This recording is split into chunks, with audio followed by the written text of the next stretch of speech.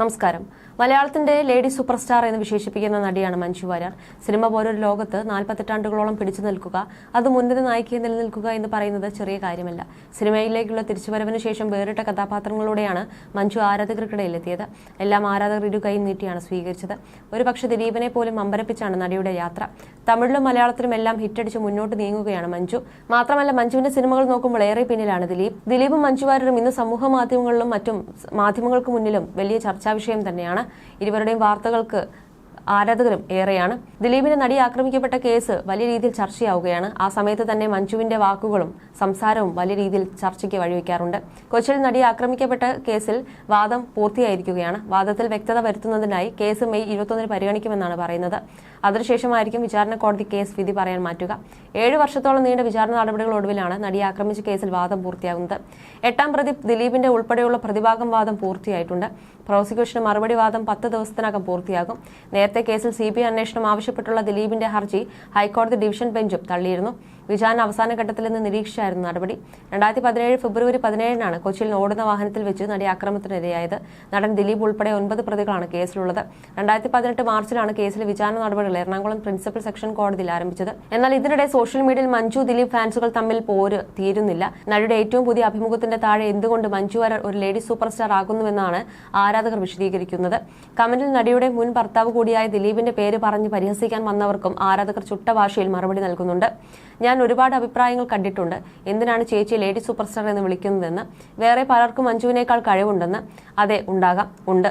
എന്നാൽ ഞങ്ങളെ സംബന്ധിച്ച് നിങ്ങളൊരു പ്രചോദനമാണ്. നിങ്ങളുടെ പോസിറ്റീവ് വൈബ്, ചിരി, നിങ്ങളെ തന്നെ ടേക്ക് കെയർ ചെയ്യുന്ന രീതി, ലാളിത്യം, സ്റ്റൈൽ, ഫാഷൻ, അങ്ങനെ കുറെ. അതിലും വലുത് നിങ്ങൾ പല കാര്യങ്ങളും പുലർത്തുന്ന നിശബ്ദത. അതെത്ര ബുദ്ധിമുട്ടാണെന്ന് സ്വന്തം ലൈഫിൽ മനസ്സിലാക്കുന്നുണ്ടെന്നും ഒരാൾ കുറിക്കുന്നു.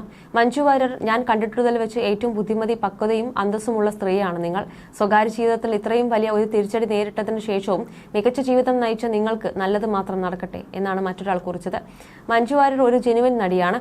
ഫ്രോഡുകൾക്കൊപ്പം അവർക്ക് ജീവിക്കാൻ സാധിക്കില്ല. എമ്പുരാനിലെ പ്രിയദർശിനി സൂപ്പറായിരുന്നു എന്നായിരുന്നു വേറെ കമന്റ്.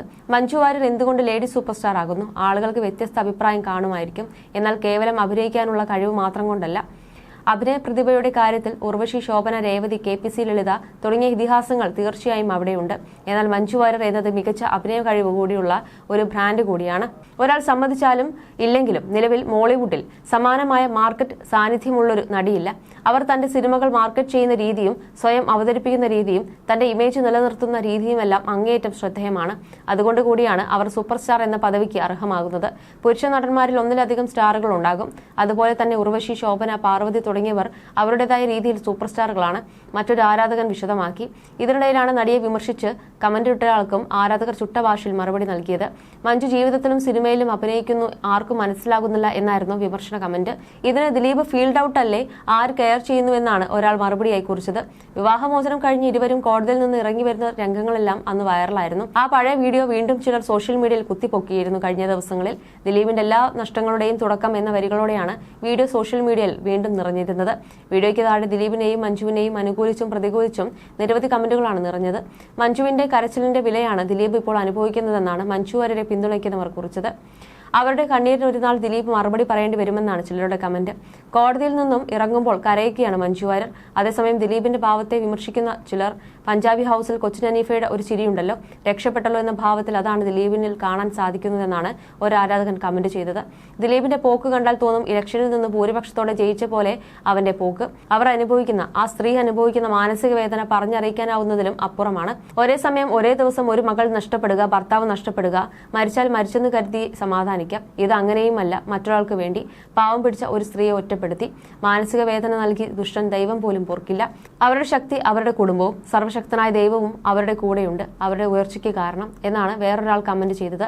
അയാളുടെ മുഖത്ത് അന്ന് എല്ലാം നേടി എന്നൊരു ഭാവമുണ്ട്. ഒന്നും നേടിയിട്ടില്ല എന്ന് പിന്നീട് അയാൾ അറിഞ്ഞു. മഞ്ജു ചേച്ചി ഇപ്പോൾ എല്ലാം നേടി, ഷീസ് എ ജം എന്നാണ് മറ്റൊരു കമന്റ്. ദിലീപിന്റെ ഒടുക്കവും മഞ്ജുവിന്റെ തുടക്കവും എന്ന് മറ്റൊരാൾ കുറിച്ചു.